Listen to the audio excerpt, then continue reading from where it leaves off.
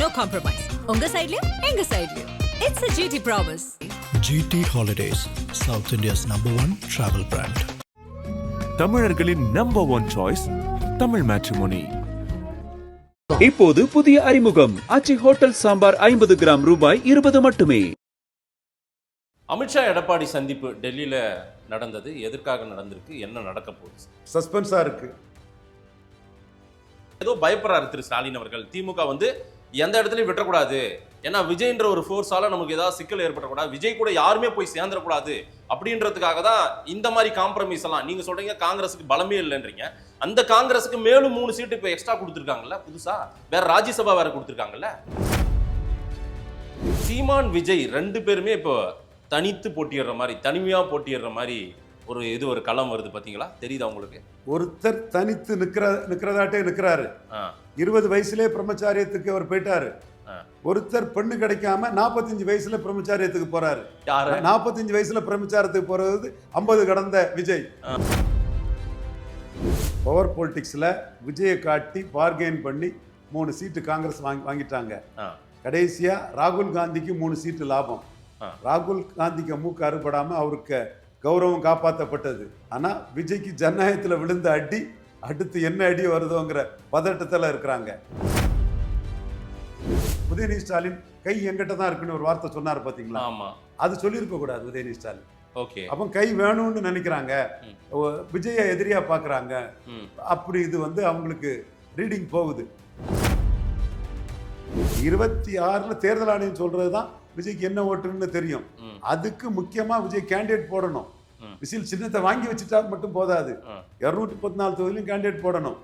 அதுல சொதப்புனாலே இவர் ஒரு டிடிவி தினகரன் மாதிரி கமலஹாசன் 2.1 அதிலே சொதப்பி போயிருவாரு. வாங்க முடியுமா முடியாதான்றது உங்களால அப்ப டவுட் ஆயிடுச்சு. உங்களாலே கொஞ்சம் சோர்வாயிட்டீங்க நீங்களே. பிஜேபியும் சோர்வா தான் இருக்கு. இப்ப பிஜேபி தமிழ்நாடு பிஜேபி சோர்வா தான் இருக்கு. என்னைக்கு தேமுதிக போச்சு, திமுக கூட ஓபிஎஸ் போனதுலேயே அவங்க எல்லாமே சோர்வாயிட்டாங்க. எடப்பாடி மட்டும்தான் ஜாலியாக இருக்கிறாரு. அண்ணாமலை ஆர்டி டீம் கொடுத்ததுக்கு என்ன ரியாக்ஷன் வருதுன்னு பார்ப்போம். இன்னமும் அதுக்கு உயிர் இருக்கா? நிறைய இடங்கள்ல உயிர் உள்ள விஷயம்தான் அது. விஜய் விஷயத்தில் ஆணித்தரமாக 8ஆம் தேதியே ஜனநாயகத்துக்குள்ள ட்ரீட்மெண்ட் இப்படித்தான் சொன்ன நாங்கள் தான். ஆதன் தமிழர்களுக்கு வணக்கம்.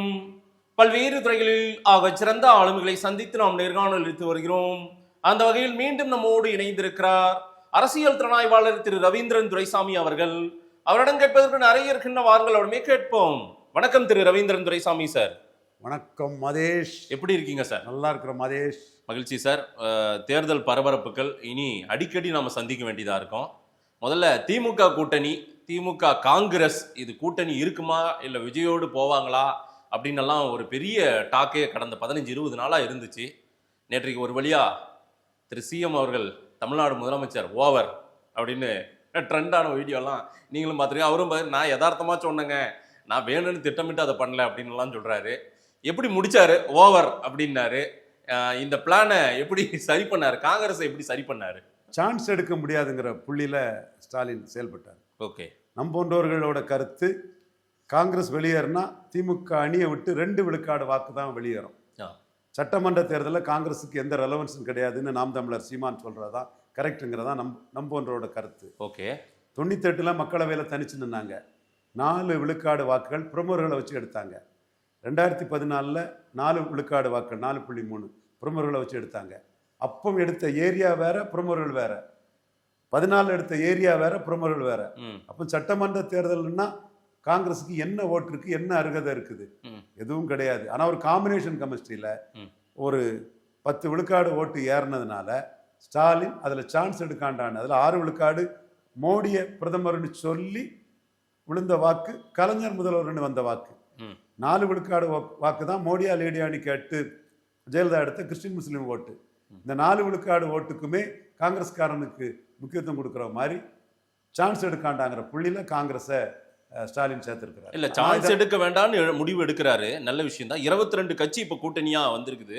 இப்போ வரைக்கும் இன்னும் எத்தனை பேர் சேருவாங்க, இல்ல எத்தனை பேர் வெளியேறுவாங்க? நிறைய பேர் சேருவாங்க. நிறைய பேர் இன்னும் அதிமுகவிலே அதிருப்தியாளர்கள், எம்எல்ஏ, சிட்டிங் எம்எல்ஏக்கள், மாநில நிர்வாகிகள்லாம் சேர்றதுக்கு தயாராக தான் இருக்காங்க. எங்க திரு ஸ்டாலின் அவர்கள் திமுகவோட? ஆமா, அதாவது சீட்டு கிடைக்காதவங்க அதிருப்தியாளர்கள் இன்னும் நிறைய பேர் போவாங்களா?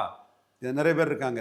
ஆஹா. சீட்டு கிடைக்காதவங்க, ஆ. எதிர்பார்ப்புகள் நிறைவேறாதவங்கலாம் போவாங்க. யாரு ஓபிஎஸ் வைத்தியலிங்கம் மாதிரி இன்னும் அந்த மாதிரி ஃபேஸ் ஏதாவது போதா? இருக்குது பொறுத்திருந்து பாருங்க. என்ன சார் இது புதுசா சொல்லுறீங்க? அதாவது அடுத்தடுத்து எல்லாரையும் சேர்ப்பதன் மூலம் என்ன மெசேஜை கடத்துறாரு? அதாவது சான்ஸ் எடுக்க வேண்டாம்ன்ற வார்த்தையை நீங்க சொல்றீங்க, ஆனாலும் ஏதோ ஒரு ஒரு ஒரு அச்ச உணர்வுன்ற வார்த்தையும் சொல்றாங்க. ஏதோ பயப்படுறாரு திரு ஸ்டாலின் அவர்கள். திமுக வந்து எந்த இடத்துலையும் விட்டுறக்கூடாது, ஏன்னா விஜய்ன்ற ஒரு ஃபோர்ஸால நமக்கு ஏதாவது சிக்கல் ஏற்படக்கூடாது, விஜய் கூட யாருமே போய் சேர்ந்துடக்கூடாது அப்படின்றதுக்காக தான் இந்த மாதிரி காம்ப்ரமைஸ் எல்லாம். நீங்க சொல்றீங்க காங்கிரஸுக்கு பலமே இல்லைன்றீங்க. அந்த காங்கிரஸுக்கு மேலும் 3 சீட்டு இப்போ எக்ஸ்ட்ரா கொடுத்துருக்காங்கல்ல, புதுசா வேற ராஜ்யசபா வேற கொடுத்துருக்காங்கல்ல. பவர் பொலிட்டிக்ஸில் விஜயை காட்டி பார்கெயின் பண்ணி 3 சீட்டு காங்கிரஸ் வாங்கிட்டாங்க. கடைசியாக ராகுல் காந்திக்கு 3 சீட்டு லாபம். ராகுல் காந்திக்கு மூக்கு அறுபடாமல் அவருக்கு கௌரவம் காப்பாற்றப்பட்டது. ஆனால் விஜய்க்கு ஜனநாயகத்தில் விழுந்த அடி அடுத்து என்ன அடி வருதோங்கிற பதட்டத்தில் இருக்கிறாங்க. அரசியலுக்கு வர்றதுக்கு முன்னாடியே என் தாய் நாட்டின் மானத்தை, என் நாட்டிற்காக உயிர் தியாகம் பண்ணக்கூடிய ஆர்எஸ்எஸ் இயக்கத்தின் மானத்தை, இந்துக்களின் மானத்தை, இந்தியர்களின் மானத்தை, பாஜகவின் மானத்தை காப்பாற்றின மோடி உங்களுக்கு கொள்கை எதிரி, தீய சக்தி. இந்த நாட்டில் சீக்கியர்களை கொண்டு குவித்த, சிறுபான்மை மக்கள் பாதுகாப்புன்னு சொல்லி அவங்களுக்கு அநீதி இழைத்த, எமர்ஜென்சியை கொண்டு வந்த, வாரிசு அரசியலின் முழு உருவமாக சஞ்சய் காந்தி ஃப்ளைட் ஆக்சிடென்ட்ல இறந்ததும் ராஜீவ் காந்தியை இம்போர்ட் பண்ணின காங்கிரஸ் தூய சக்தியாம். இன்னைக்கு அந்த தூய சக்தி இல்ல, அவரு தூய சக்தின்றார், காங்கிரஸ் அவர் தூய சக்தின்னு சொல்லவே இல்லை. அர்த்தம் அதுதான். அதுக்கு இன்னைக்கு 3 சீட்டு கூடி போகுதுன்னா ஜனநாயகத்துக்கு கிடைச்ச அடி மட்டும் போதாது. இந்த 3 சீட்டுக்கு இன்னும் நிறைய அடின்னு அடிக்கணும். 100க்கு 100 விஜயை காட்டி தான் 3 சீட்டு ஸ்டாலின்ட்ட இன்னும் நிறைய அடி அடிக்கணும்னா என்ன புரியல எனக்கு. சசிகலா விஷயத்துக்குள்ள உங்களுக்கு நமக்கும் பெரிய போட்டி நடக்கும். சரி, அந்த மாதிரி போட்டி வேண்டாம். நிறைய இது பாசிபிலிட்டிஸ் எக்ஸ்ப்ளோர் பண்ணிட்டு இருக்கிறோம். அதுல சில விஷயங்கள் சரியா பண்ணிட்டாருன்னா விட்டுறலாம். அல்லது ஏதாவது எஸ்கேப் ரூட்டு, தப்பான எஸ்கேப் ரூட்டை தேடினாருன்னா இந்த காலகட்டத்தில் ஒன்றை பண்ணிட்டு நாளைக்கு மாற்றி மறிச்சு பண்ணக்கூடிய அளவுக்கு பண்ணாருன்னா அதில் உறுதியாக சொல்லுவோம், இன்னும் ஜனநாயகம் மாறிப்பட்ட ட்ரீட்மெண்ட் தொடரும். சீட்டு பேரத்திற்காக தான் இத்தனை நாள் இவ்வளோ பெரிய சண்டையை நடத்துறதா காங்கிரஸ்? இல்லை விஜயையும் ஒரு ஆப்ஷனாக வச்சிருந்தாங்களா? ராகுலுடைய மைண்ட் செட் என்ன? இதில் ராகுலுடைய கேமே என்னன்னே புரிஞ்சிக்கவே முடியல. உங்களால் ஏதாவது புரிஞ்சுக்க முடிஞ்சுதா இதில்? விஜய் ஆப்ஷனாக வச்சிருக்க வாய்ப்பு இல்லை. இல்லைன்னா மெட்டீரியலைஸா ரியல் ஆப்ஷனா வச்சிருக்க வாய்ப்பு இல்லை. அதாவது இவங்க அவங்கன்னு வைக்கல, ரியல் ஆப்ஷனா வச்சிருந்தாங்க. விஜயை காட்டுனா திமுக தரப்பு பதறிடுவாங்க. இப்போ உதயநிதி ஸ்டாலின் கை எங்கிட்ட தான் இருக்குன்னு ஒரு வார்த்தை சொன்னார் பாத்தீங்களா? ஆமா, அது சொல்லியிருக்க கூடாது உதயநிதி ஸ்டாலின். ஓகே, அப்போ கை வேணும்னு நினைக்கிறாங்க, விஜயை எதிரியா பாக்குறாங்க. அப்படி இது அவங்களுக்கு ரீடிங் போகுது. அப்ப இதை பயன்படுத்தி சீட்டு வாங்கிடணும்னு முயற்சி பண்ணாங்க. அது முடியாம காப்பாத்தினது நம்ம செட்டியார் தான், சிதம்பரம் தான் முடியாம காப்பாத்தினார். ஓகே, அவர் இந்த இடத்துக்குள்ள அரசியல் அரங்கத்துக்குள்ள அவரும் மல்லிகார்ஜுன கார்கேயும் சேர்ந்து இந்திரா காந்தி குடும்பத்துக்கு செல்வாக்குங்கிறது தமாக உருவான பிறகு இன்னைக்குள்ள அரசியல் சூழ்நிலையில 3 தொடர் வெற்றிகளை மு.க. ஸ்டாலின் மூலமா சந்திச்ச பிறகு கன்னியாகுமரி மாவட்டத்தில் கத்தோலிக்க சோனியா அந்த செல்வாக்கில் இருக்கக்கூடிய இந்த 3 எம்எல்ஏ தான் அந்த குடும்பத்துக்கான எம்எல்ஏகள். மீதி 14 பேரை பொறுத்தவரையில் மத சார்பின்மையின் பெரிய தலைவர் மு.க. ஸ்டாலின் தான். மணிசங்கர ஐயர் அதை சொல்றாரு. அப்போ 14 பேர் காங்கிரஸ் பிளவு, இன்னொரு காங்கிரஸ்லாம் இல்லை, மத சார்பின்மையை ஸ்டாலின் தான் காப்பாற்ற முடியும். ராகுல் அதுக்கு லாய்க்கு இல்லை. அந்த முடிவெடுத்தே 14 பேர் உதயசூரியன்ல நின்று இருப்பாங்க. வெறும் 3 பேர் தான் கன்னியாகுமரி டிஸ்ட்ரிக்ட்ல ராகுல் கூட போயிருப்பாங்க. அந்த குடும்பத்துக்குள்ள அந்த செல்வாக்கு இன்னைக்கு உள்ள கால வெள்ளத்தில் அந்த குடும்பத்தில் இந்திரா காந்தி ஹெலிகாப்டர் வந்தாலே கிள்ளியூர்ல பார்த்து ஊழ போடுவான். ஒன்றும் ஆக போறதுல இந்திரா காந்தி அம்மையா இருக்கு அவன் உணர்வு. அப்படிப்பட்ட மாவட்டத்தில் மட்டும்தான் இன்னைக்கு அந்த குடும்பத்துக்கு செல்வாக்கு இருக்கு. 3 எம்எல்ஏ அந்த குடும்பத்தோட இருக்காரு. காரணம் மத அரசியல், சோனியா கத்தலிக்குங்கிற அரசியல். விஜய் ஒரு அச்ச உணர்வை ஏற்படுத்தும் ஒரு ஃபோர்ஸா இருக்காரோ? ஏன்னா திமுகவும் எதையும் விட்டுறக்கூடாதுன்னு நினைக்கிறாங்க, ஏடிஎம்கேவும் என்ன நினைக்குதுன்றது பார்க்க முடியுது. அதனால விஜய் ஒரு பெரிய ஃபோர்ஸா தான் இங்க நிக்கிறார் போல தெரியுது. ரீல் ஃபோர்ஸு, அந்த ரீல் ஃபோர்ஸை காட்டி தலைவர்களை மிரட்டுறது நடக்குது. இப்போ டிடிவி கூட டிவிகே வர்சஸ் டிஎம்கேன்னாரு, என்டிஏக்குள்ள அவரை பிடிச்சி போட்டுட்டாங்கல்ல. அப்போ அது டிவிகேக்கு ஒரு ப்ளஸ் தானே. ஓகே, நம்ம அதை மறைச்சிட்டு பேசக்கூடாதுல்ல. கண்ணெதிர ஒரு விஷயம் விஜயை காட்டி பேரம் பேசி சிலர் சாதிக்கிறாங்கன்னா அந்த உண்மையை நம்ம மறைக்க வேண்டிய அவசியம் இல்லையா? ஆனா அந்த பலம்ன்றது அவங்க சொன்ன ஸ்டேட்மெண்ட் எல்லாம் இன்னமும் உயிரோட இருக்குல்ல. டிடிவி தினகரன் சொன்னாரு விஜய் பெரிய ஒரு பலம் வாய்ந்தவர்னு சொன்னாரு, கிறிஸ் ஒடங்கர் சொன்னாரு, பிரவீன் சக்கரவர்த்தி சொன்னாரு. இவங்க எல்லாரும் சொன்னது இன்னமும் அது ஒன்றும் நீர்த்து போகல, அப்படியே தான் அலைவுல தானே இருக்க போகுது இந்த தேர்தலில். இது திருநாக்கரசு களத்துக்குள்ளே வராத எங்கள் அண்ணன் ரஜினிகாந்தை காட்டி ரஜினிகாந்த் பேரையே டெலிபரேட்டாக சொல்லி இந்த மாதிரியெல்லாம் இல்லை. ரஜினிகாந்த் வாராரு, அவர் ஆப்ஷன் இருக்குன்னு சொல்லி 10 சீட்டு காங்கிரஸுக்கு வாங்கி கொடுத்தாரு. ஆமாம். ஒன்று. அடுத்தபடியாக கமலஹாசனும் தினகரனும் ரஜினிகாந்த் கூட சேரதுக்கு தயாராக இருந்தாங்க. விஜய்க்கு அப்படி ஒரு இது இல்லை. ஒரு ஷோவுக்கு விஜயை காட்டி எதிர்த்தரப்பு வந்து இப்படி ஒருவேளையில நடந்துட்டுன்னா நம்மளை பாதிச்சிருமே, சான்ஸ் எடுக்காண்டாங்கிற புள்ளிக்குள்ள அது பயன்பட்டு இருக்காரு. அப்படி காங்கிரஸுக்கு பார்கெனிங்கை உயர்த்துறாருன்னு புரிஞ்சதுனால தான் ஜனநாயகன் ட்ரீட்மெண்ட்டே வந்தது. அந்த ட்ரீட்மெண்ட் கவர்னர் முக்கியத்துவம் கொடுத்தும், தமிழிசை நயினார் நாகேந்திரன் முக்கியத்துவம் கொடுத்தும், ஆரம்பத்தில் அண்ணாமலை முக்கியத்துவம் கொடுத்தும், பிஜேபி யூடியூபர்ஸ் முக்கியத்துவம் கொடுத்தும், காங்கிரஸுக்கு பார்கெனிங் பவரை நடராஜன் ஏற்றினாரு, காங்கிரஸுக்கு பார்கெனிங் பவரை விஜய் ஏற்றுறாருன்னு நம்ம சொன்ன பிறகுதான் எல்லாமே தலைகளாக மாறி ஜனநாயகம் படம் வராதுன்னு நம்ம சொன்னோம். அது நடந்துட்டு இருக்குது. ஸோ நீங்கள் அரசியலுக்குள்ளே வரும்போது நீங்கள் வளர்றதுக்குள்ள முயற்சியில் வரணும். இப்போ சீமான் சொல்கிறார் பாருங்க, திமுகவும் அதிமுகவும் காங்கிரஸ் பாஜகவின் ஊதுவலர்கள் ஒட்டுணிகள் தொங்கு சதைகள்னு 4 வரையும் அடிக்கிறாருல்ல. இந்த மாதிரி ஒரு நிலை எடுத்து வரணும். வரும்போதே மோடி மோசமானவர், ராகுல் நல்லவர்னு வந்தா இந்த நிலைமை தான். ராகுல் நல்லவர்னு அவர் சொல்லலையே, மோடி மோசமானவர், கொள்கை எதிரின்ட்டாரு. இல்ல சார், ராகுல் ஆப்ஷனை காங்கிரஸ் ஆப்ஷனை கடைசி நிமிடம் வரை காத்திருந்தாரா விஜய்? தாவேக்கா காத்திருந்ததா வந்துருவாங்க? இல்ல இல்ல. அப்புறம் எப்படி நீங்க அவர் ஒரு ஆப்ஷனை வச்சிருந்தாரு? ஓட் சோரி மேட்டர்ல முத ராகுலுக்கு ஆதரவா அந்த கைதுக்கு கண்டிச்சு எக்ஸ்தலத்தில் பதிவிட்டவர் விஜய் தான். அதுக்கு பிறகுதான் தமிழக முதல்வரே தன்னோட பதிவை செய்தார். சரி. ஆனால் அதே விஜய் வந்து ஜனநாயக ட்ரீட்மெண்ட்டுக்கு பிறகு ஜனநாயகம் பற்றியும் பேச முடியல.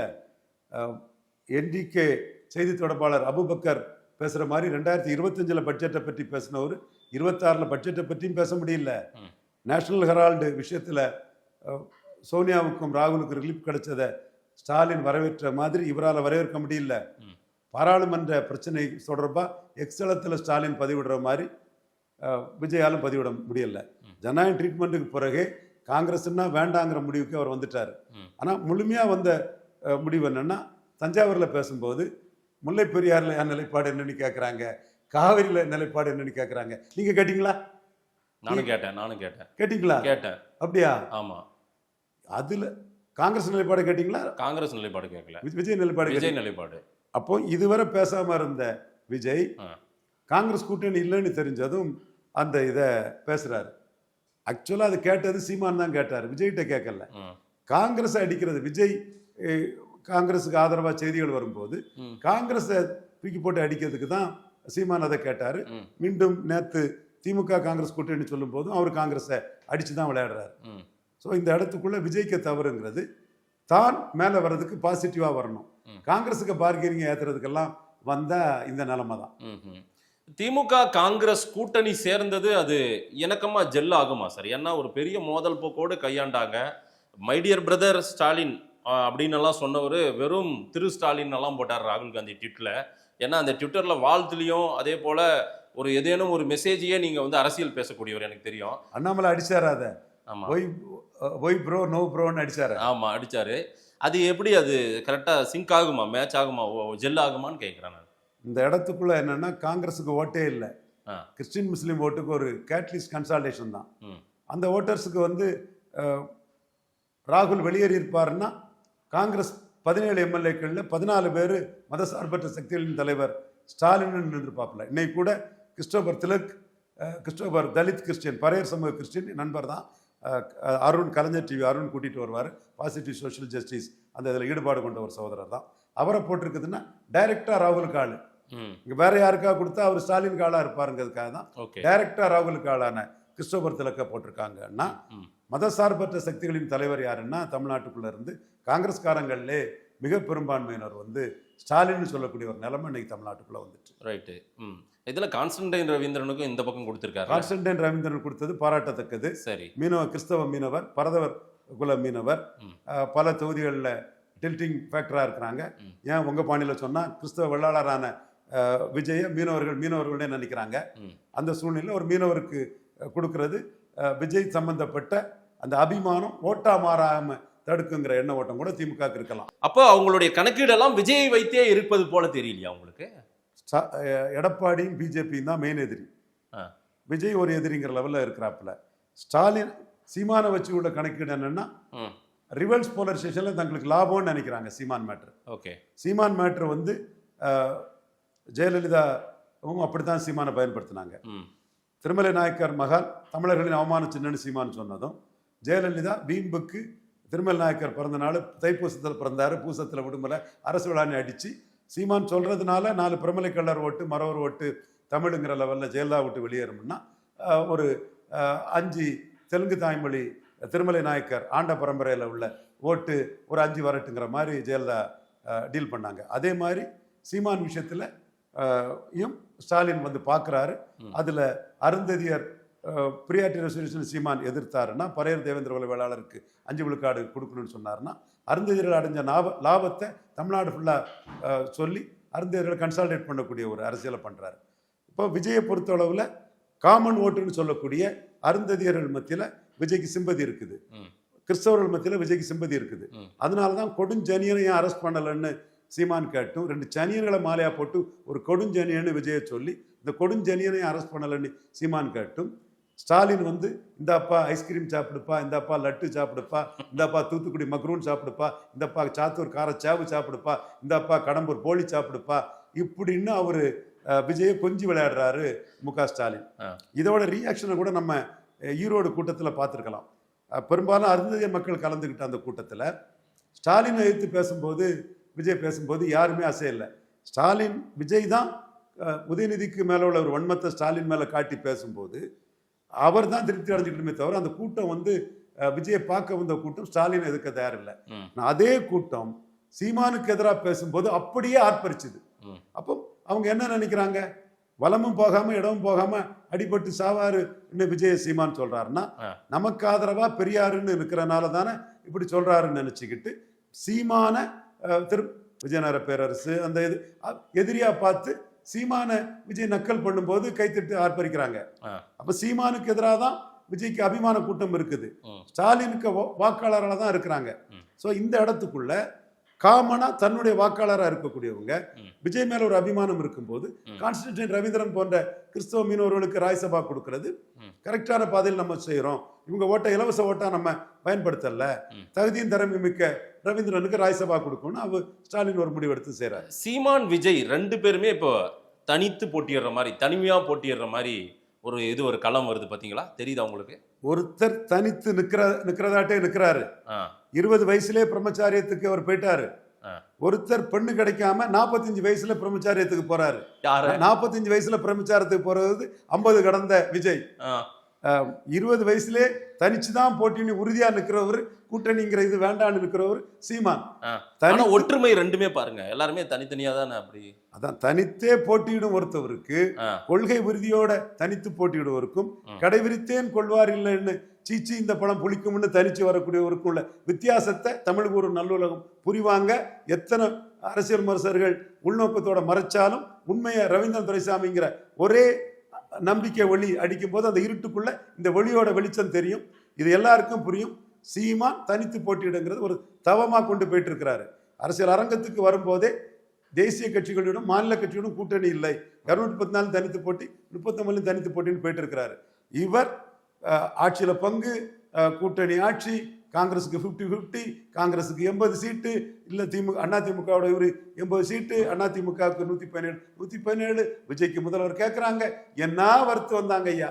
அந்த தினமலர் பத்திரிகையும் டிக்கடித்த விஜய் துணை முதல்வர் சீமான். அப்போதான் நான் சொன்னேன், கூலிக்கு மாரடிக்கவனுக்கும் உண்மையா உணர்வுபூர்வமா வேலை பார்ப்புள்ள வித்தியாசம் வர நாட்களை தெரியும்பான்னு. இப்போ அது தெரியுது. ஸோ விஜய் பல நிரூபிக்காத விஜய நோ டேக்கர்ஸ் இப்பவும் இந்த 2 பேர் பெண்டிங் இருக்கு. 2 சசிகலா அம்மையார் பெண்டிங் இருக்கிறாங்க. அவங்களும் ஸ்டேச்சர் இருக்கு, பல நிரூபிக்காதவங்க தான். ஐயா பெண்டிங்ல இருக்கிறாரு. ஐயா பல நிரூபிச்சவர் தான். ஆனா ஐயாவோட அன்புமணி தான் தான் வந்து தனக்கு சரியானவர்னு இவரு எடப்பாடி. எடப்பாடி பழனிசாமி முடிவெடுத்துட்டாரு. ம். என்றாலும் இந்த 2 பேர் வெயிட்டிங்ல இருக்கிறாங்க. டாக்டர் கிருஷ்ணசாமி வெயிட்டிங்ல இருக்காரு. இந்த 3 பேர் யாராவது விஜயோட போவாங்களா? காலம்தான் பதில் சொல்லணும். இதுல கிருஷ்ணசாமி விஜய்க்கு ஆதரவா பல டயலாக்களை விட்டுருக்கிறாரு. சசிகலா இன்னும் எதுவும் விடல. ஆனா சசிகலா வந்து பேசுறாரு, நான் ஃபன் பண்றேன்லாம் சொல்றாங்கன்னு வதந்திகள் வருது. டாக்டர் ஐயா தொடர்பா செங்கோட்டையும் பேசிட்டு இருக்காருன்னு வருது. சரி, இதுல என்ன பிரச்சனைனா விஜய் யாரைத்தான் டெபியூட் பண்ணியிருக்கிறாரு? செங்கோட்டையனா, புஷி ஆனந்தையா, ஆதவ் அர்ஜுனாவா, ஜான் ஆரோக்கியசாமியா, இன்னும் நம்ம நிர்மல் குமாரா, நம்ம தம்பி அவன் பேரை நம்ம சொல்லாம இருக்கோம், நம்ம தம்பி பேரை சொல்லிடுவோம், நிர்மல் குமாரா, யாருன்னு தெரியல. ஸோ இந்த இடத்துக்குள்ள யாருக்கிட்ட பேசலன்னு மற்ற தரப்புக்கும் புரியல. இது ஒரு சிக்கலும் விஜய்கிட்ட இருக்குது. சரி, பட் இப்போ காங்கிரஸ் யாருமே வரலாலும் 30% இருக்குன்றாரு விஜய். 30% ஏட்டு சுரக்காயா, காகித புலியா, கட்டுக்கதையா, இமேஜினரியா இருக்கத்தான் செய்யும். அது 30 இல்ல 40ன்னு கூட சொல்லிக்கலாம். சீமான் 8.2 எடுத்தது நிஜ ஓட்டு. சரி, அது நிரூபிக்கப்பட்ட ஓட்டு. இதை தாங்க முடியாத, பொறுக்க முடியாத அரசியல் விமர்சகர்கள் டேஷ், அரசியல் விமர்சகர்கள் பி, அரசியல் விமர்சகர்கள் சி, இவங்க தான் இந்த கற்பனையா ஓட்டிட்டு இருக்காங்க. சரி, 26ல தேர்தல் ஆணையம் சொல்றதுதான் விஜய்க்கு என்ன ஓட்டுன்னு தெரியும். அதுக்கு முக்கியமா விஜய் கேண்டிடேட் போடணும். விசில் சின்னத்தை வாங்கி வச்சுட்டா மட்டும் போதாது, 214 தொகுதியிலும் கேண்டிடேட் போடணும்.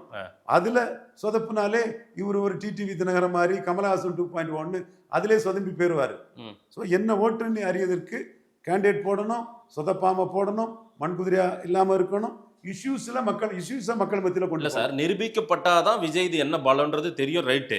ஆனாலும் நிரூபிக்காத ஒரு விஜயை பார்த்து சான்ஸ் எடுக்கக்கூடாதுன்னு காங்கிரஸுக்கு 3 சீட்டு அதிகமாக கொடுக்கறது, அதே போல யாரையும் விஜய் பக்கம் போக விடாம தடுத்து நம்ம அலைன்ஸ் கூட வச்சுக்கணும்னு நினைக்கிற சில கட்சிகள், அதே போல விஜயை காட்டி நிறைய அரசியல், விஜய் ஒரு பெரிய பிம்பமா வளர்ந்துட்டு இருக்காருன்ற ஒரு பயம், அச்ச உணர்வு எல்லாருக்குமே இருக்கு. பெரிய ஃபோர்ஸான ஆட்சி அதிகாரத்தில் இருந்தவர்களுக்கும் இருக்க போறவங்களுக்கும் வர போறவங்களுக்கும் எல்லாருக்குமே இருக்குன்றாங்களே. இந்த இடத்துக்குள்ள நான் சில உண்மையை சொல்றேன். நீங்க சொல்றதுல உள்ள உண்மைகளை நான் ஒத்துக்கிறேன். விஜயகாந்த் வரும்போது ஜாதி கட்சியோட கூட்டணி இல்லைன்னு கேப்டன் விஜயகாந்த் அனௌன்ஸ் பண்ணியிருந்தாரு. அது தில்லு, ஜாதி கட்சியோட கூட்டணி இல்லைன்னு சொல்லியிருந்தாரு. இவரு நான் பன்னீர் தெளிக்கிறேன், நீ சந்தனம் பூசுன்னு திருமாவளவனுக்கு பிறந்தநாள் வாழ்த்து, அன்புமணி ராமதாஸுக்கு பிறந்தநாள் வாழ்த்துன்னு இவரு அலைஞ்சாரு விஜய். ஆமா, அன்புமணி ராமதாஸ் எடப்பாடி தான் இதுன்னு போயிட்டாரு. திருமாவளவன் நீ என்ன சீஃப் மினிஸ்டரா சொல்லு, அல்லது எனக்கு ஸ்டாலின் கூட வெற்றி பெறாட்டே இருக்கேன்னு அவரு முடிவு கட்டிட்டாரு. ஆனா அன்னைக்கு 2006ஆம் ஆண்டு விஜயகாந்த் வரும்போது விஜயகாந்தும் திருமாவளவன் சேர்ந்தா 30 தொகுதிகளில் ஜெயலலிதா 3வது போவாருன்னு ஒரு செய்தி தினமலரில் ஹெட்டிங். ஒரு முக்குலத்தோர் சமூகத்தை சேர்ந்த ஷண்முகன், ஒரு ப்ரோக்ரெசிவ் அவுட்லுக் உள்ள என் ஃப்ரெண்டு தான் அந்த செய்தியை போட்டான். பயந்து போய் ஜெயலலிதா நடராஜன் கம்பெனி இது நடந்துருமோ, சான்ஸ் எடுக்க முடியாதுன்னு திருமாவளவனுக்கு 8 சீட்டை கொடுத்தாங்க. ஸோ இந்த இடம் விஜயகாந்த் கூட்டணியே வேண்டான்னு இருக்கும்போது கூட சான்ஸ் எடுக்க முடியாதுன்னு ஜெயலலிதா கொடுத்தாப்புல. சரி, இங்கே சோடங்கர் வந்து விஜயை பற்றி பேசின பிறகு ஸ்டாலின் வந்து காங்கிரஸை இழக்கக்கூடாதுங்கிற முடிவில் இருக்கவர் வந்து 3 சீட்டை அதிகரித்து கொடுக்கறது தவிர்க்க முடியாத ஒன்று தான். அதற்கு காரணம் விஜய் ஆப்ஷனாக காட்டினது தான். அதே மாதிரி என்டிஏக்குள்ள தினகரன் உள்ள நுழைஞ்சதும் விஜய் ஆப்ஷனாக காட்டினது தான். ஓகே, இது வந்து மறுக்க முடியாது. அரசியல் காலத்துக்குள்ள மீண்டும் மீண்டும் சொல்றது சான்ஸ் எடுக்க முடியாதுங்கிற புள்ளி ரொம்ப பெரிய புள்ளி. இந்த புள்ளியில தான் நாம டாக்டர் ராமதாஸே 2009ல் வீழ்த்தணும். சான்ஸ் எடுக்க முடியாதுங்கிற புள்ளி மிகப்பெரிய புள்ளி. விஜயகாந்த் ஏதோ ஒரு பலம் இருக்கு, விஜய்க்கு பலம் இருக்கா இல்லையான்னு தெரியாது, இருந்தா நமக்கு நஷ்டம்னு ஸ்டாலின் நினைக்கிறார். ரைட், அதுதான் பலம். ஆனா சீமானுக்கு பலம்ங்கிறது தனிச்சு போட்டிட்டு 8.2 நிரூபிச்சுக்கிட்டு ரைட் ட்ராயலா போறது நிஜ ஓட்டு. இது கற்பனை ஓட்டு, ஆஸ்பிரேஷனல் ஓட்டு. இந்த இடத்துக்குள்ள நான் சொல்றது என்னன்னா, விஜய் இன்எலிஜிபிள், இன்காம்பிட்டன்ட் மண்குதிரை ஆகும் போது விஜயை நம்பி வரக்கூடிய ஆஸ்பிரேஷனல் ஓட்ஸ் சீமானுக்கு ரியல் ஓட்ஸா மாறும். இப்படித்தான் கமலஹாசன் விஷயத்துல நடந்துங்கிறது என்னோட பார்வை. அமித்ஷா எடப்பாடி சந்திப்பு டெல்லியில நடந்தது, எதற்காக நடந்திருக்கு, என்ன நடக்க போகுது? சஸ்பென்ஸா இருக்கு. அண்ணாமலை லீடர் ஆயிடக்கூடாதுன்னு பாஜகவுக்கு சீட்டை எப்படியும் குறைக்க தான் எடப்பாடி பார்ப்பாரு. சரி, 2029ல் கணிசமான சீட்டை வாங்கி இந்துத்துவாவுக்குள்ள 2026 அரசியலை கொண்டு போகலன்னா 29 எடப்பாடி கலத்தி விட்டுருவாருங்கிறதுல அமித்ஷாவும் அலர்ட்டா இருப்பாரு. 2 பேருமே விடாக்கண்டம் கொடாக்கண்டம், 2 பேருமே கடுவம் போன. இன்னும் சொல்ல போனா நிரூபிச்சது அமித்ஷா இல்ல, எடப்பாடி பழனிசாமி தான். ஓகே, இந்த முறை அண்ணாமலை எடுத்த 11.4 விழுக்காடு தாமரை ஓட்டுக்கு 2 ரெட்டலைக்கு ஒரு தாமரை வேணுங்கிறத மோடி கிட்ட நாம் தொடர்ந்து ஃபைட் பண்ணுறதுனால தான் இதுவரை முடிக்காமல் அப்படி இழுத்துட்டு கிடக்குது. ம். எப்படி முடிக்க போகிறாங்கங்கிறது சஸ்பென்ஸ் தான், 50-50 தான். ம். என்னை பொறுத்தளவில் 11.4 விழுக்காடுக்குரிய சீட்டு கிடைச்சாதான் ஓட்டு டிரான்ஸ்ஃபர் ஆகும், சரி. அல்லது ஓட்டு டிரான்ஸ்ஃபர் ஆகாதுங்கிற கருத்தை தான் நான் ஆணித்தரமாக இல்ல அது சொல்லியிருக்கிறேன். தேர்தல் வச்சு போலிங் நடக்கிற சமயத்துல நடக்கிறது, ரிசல்ட் வரும்போது அது தெரியும் சார். இப்போதைக்கு வாங்க முடியுமா வாங்க முடியாதா? அதுதான் உங்க கணக்குப்படி நீங்க மோடி கிட்ட ஃபைட் பண்ணிட்டு இருக்கீங்க. இத்தனை சீட்டு வாங்கி வரணும் 11 சம்திங்க்கு அண்ணாமலை எடுத்து கொடுத்தது அதுக்குன்றீங்க. அது வாங்க முடியுமா முடியாதா? அதுதான் என்னோட கேள்வி. வாங்கணும்னு ஆசைப்படுறேன். ஐயா நீங்க ஆசைப்பட்டு என்னங்க ஐயா கொடுப்பாரா எடப்பாடி? நீங்க விடாகண்டன் குடாகண்டன்ல 2 பேருமே ஒண்ணுன்றீங்க. அமித்ஷா மாதிரியா தான் எடப்பாடின்றீங்க. ஆமாவா? அப்பவே நீங்க வந்து பாதி எடப்பாடி பலமாகி கொண்டு இருக்கிறாருன்னு சொல்லிட்டீங்க, முடிஞ்சிருச்சு. கரெக்டா? எடப்பாடி விழுந்த இடம் இதில் தான் விழுந்தாரு. தேமுதிக எடப்பாடி இப்ப எந்திரிச்சு உட்காந்துட்டாருன்னு ஏன் சொல்ல மறுக்கிறீங்க? அது வந்து அண்ணாமலை சீமான சீம் கேண்டிடேட்டை ப்ரொஜெக்ட் பண்ணிட்டா 28-20 மூணாவது பேருங்கிற அச்சத்தில் எழுந்து உட்காந்துட்டார். ரைட்டு. அதான் இன்னைக்கு பொசிஷன் பண்ணி உட்காந்துட்டாருல. உட்காந்துட்டார். இப்ப வரைக்கும் இழுத்துட்டு போறதுக்கு ஜவு மாதிரி இழுத்துட்டு போறதுக்கு எடப்பாடி காரணம். ஆமா தானே? கண்டிப்பா 100%. ஸோ எடப்பாடி ஸ்ட்ராங்கா இருக்காரு. அமித்ஷா எவ்வளவு விடாகண்டன் குடாகண்டனா இருக்காரோ அதே மாதிரி எடப்பாடி விடாகண்டன் குடாகண்டன். கரெக்டா? அதனால தான் நான் I'm not rushing to conclusion. எப்படி வருதுன்னு பார்ப்போம். உரிய சீட்டு கிடைக்கலன்னா ஓட் டிரான்ஸ்ஃபரபிலிட்டியை என்ன பண்றதுன்னு பார்ப்போம்னு சொல்றேன். இன்னும் ஒரு வாரத்துல முடிஞ்சிடும் சார். இப்போவாது அது வாங்க முடியும் முடியாதுன்னு ஒரு வார்த்தை சொல்லுங்களேன். கஷ்டம் தானே சொல்லுங்க, சீக்கிரம் சொல்லிருங்க. வாங்கணுங்கிறது ஆசை, என்ன நடக்குதுங்கிறத பார்ப்போம். பிஜேபிக்கு எவ்வளவு கொடுப்பாங்கன்னு எனக்கு தெரியும் சார். நீங்க சொல்லுங்க சார், வாங்க முடியுமா முடியாதா? அதான் நான் சொல்லிட்டேனே. சீமான் அந்த ஓட்டு குறி வைக்கிறாரு. 6 பிராமணர்கள் தனி சார். எங்க அண்ணனா நீங்க அப்புறம் பேசுங்க. நான் வாங்க முடியுமா முடியாதா நேரா வாங்க. உங்க அண்ணன் குறி வைக்கிறதுனால ஓட்டு வேணும்னா 50 சீட்டுக்கு மேல கொடுத்து இந்துத்துவாவை கையில் எடுத்தாதான் ஓட்டு வரும். அதைத்தான் சொல்ல வர்றேன் நான். நீங்க நெரேட்டிவ் செட் பண்றீங்க. வாங்க முடியுமா முடியாதான்றது உங்களால அப்ப டவுட் ஆயிடுச்சு. உங்களாலேயே கொஞ்சம் சோர்வாயிட்டீங்க நீங்களே. பிஜேபியும் சோர்வா தான் இருக்கு. இப்ப பிஜேபி தமிழ்நாடு பிஜேபி சோர்வா தான் இருக்கு. என்னைக்கு தேமுதிக போச்சு, திமுக கூட ஓபிஎஸ் போனதுலேயே அவங்க எல்லாமே சோர்வாயிட்டாங்க. எடப்பாடி மட்டும்தான் ஜாலியா இருக்கிறாரு. அண்ணாமலை அடிச்சிட்டோம், 2வது இடத்தை உறுதிப்படுத்திக்கிட்டோம். ஏன் சிவி சண்முகம் கூட டல்லா தான் இருக்கிறாரு. ஜெயக்குமார் டல்லா இருக்கிறாரு. வேலுமணி தங்கமணி பரவாயில்ல, நாங்க ஜெயித்திரலாம் நம்பிக்கை இருக்காப்புல. எடுத்து நம்ம பாடி லாங்குவேஜ் அனலைஸ் பண்ணி பார்ப்போம் அந்த செயற்குழு கூட்டத்தில். பட் எடப்பாடி ஜாலியா தான் இருக்கிறாரு. அவருக்கு 2வது இடம் உறுதிப்படுத்தப்பட்டுல ரைட். எதிர்கட்சி தலைவர் ஆயிடுவார்ல. இந்த நிமிடம் வரைக்கும் எடப்பாடி ரொம்ப ஜாலியா தான் இருக்காரு, பலமா இருக்காரு. கரெக்டுங்களா? பிஜேபியை தன் கண்ட்ரோல்ல தான் வச்சிருக்காரு. ஆமா தானே? அண்ணாமலை ஆர்டி டீம் கொடுத்ததுக்கு என்ன ரியாக்ஷன் வருதுன்னு பார்ப்போம். இன்னமும் அதுக்கு உயிர் இருக்கா? நிறைய இடங்கள்ல உயிர் உள்ள விஷயம்தான் அது. விஜய் விஷயத்துல ஆணித்தரமா 8ஆம் தேதியே ஜனநாயகத்துக்குள்ள ட்ரீட்மெண்ட் இப்படித்தான் சொன்ன நாங்க தான் சார். விஜய் விட்டுருங்க சார். சசிகலா மாதிரி நீங்க விஜயை ஹேண்டில் பண்றீங்க. எடப்பாடியை உங்களால ஹேண்டில் பண்ண முடியலன்னு நான் சொல்லிட்டு இருக்கேன். ரெட்டலையை ஃப்ரீஸ் பண்ணலன்னா 24 கலத்தி விட்டுட்டு போயிருவாருங்கிற கருத்தை நம்ம சொன்னோம். ஆமா. அவங்க ஃப்ரீஸ் பண்ணல, அவர் மேல சாஃப்ட் கார்னர்ல விட்டுட்டாங்க. பட் அவர் கலத்தி விட்டுட்டாரு. இப்பவும் 29 அவர் கலத்தி விடாம இருந்தா இதெல்லாம் செய்யணும்னு நாம சொல்லியிருக்கிறோம். பார்க்கலாம். ஆனால் அது நடக்குமான்றது கொஞ்சம் கொஸ்டின் மார்க் தான். நிறைய விஷயங்கள் ஆணித்தரமா சொன்னா சொல்லிடுவேனே. Right, okay. நிறைய விஷயங்கள் நம்ம பேசியிருக்கோம் சார். மக்கள் என்ன சொல்றாங்கன்னு பார்க்கலாம். நேரம் கொடுத்து பேசியமைக்கு நன்றி. நன்றி மதி.